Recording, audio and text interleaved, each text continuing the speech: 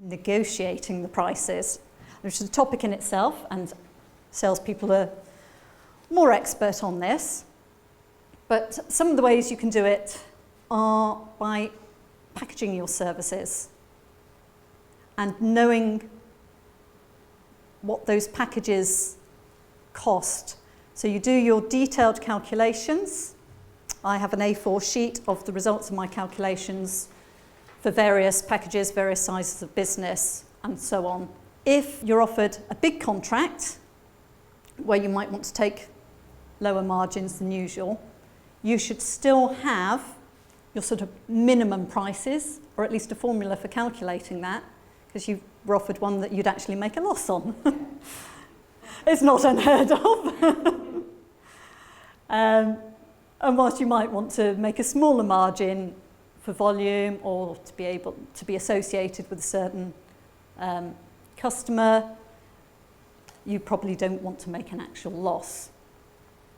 So if you've got those prices calculated that you know are right, I trialled once, there was a bit of software that sort of generated prices for me that apparently other accountants had used.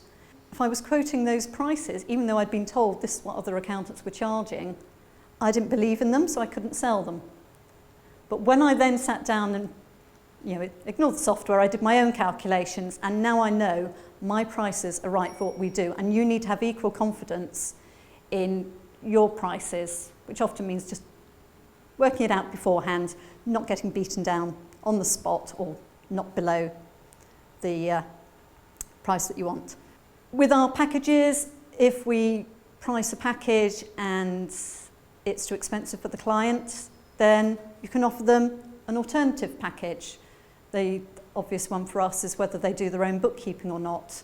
And for that, £50, we'll give them a bookkeeping workshop and then they can go off and do it on their own. And I know directors shouldn't be doing their own bookkeeping, they should be outsourcing that sort of thing, but this is the real world. You all start off bootstrapping.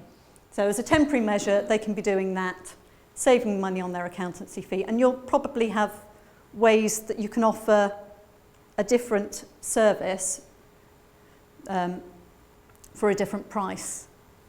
The one thing that you shouldn't be doing is offering one level of service and then dropping your price on it, because then how are you going to make the money that you went into business for, that allows you to produce a good quality job and gives you your time as well? Something else has to give if you give on the price. So you need to be prepared to let people walk away if you can't do what they want for the price. And we actually have, we'll sometimes refer to competitors, we were talking about that earlier, referring business to apparent competitors. Just because one man's meat is another man's poison, just because they're not right for us, they might be right for somebody else.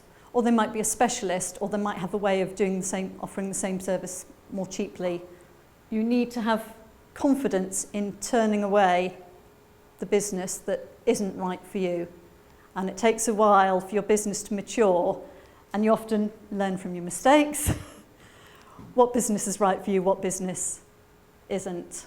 So turn away the business that isn't right for you, somebody else will have it. It's fine. And if you can have a relationship with somebody who wants it, they may refer back to you. They may not, but... And sometimes you can even sell those as warm leads.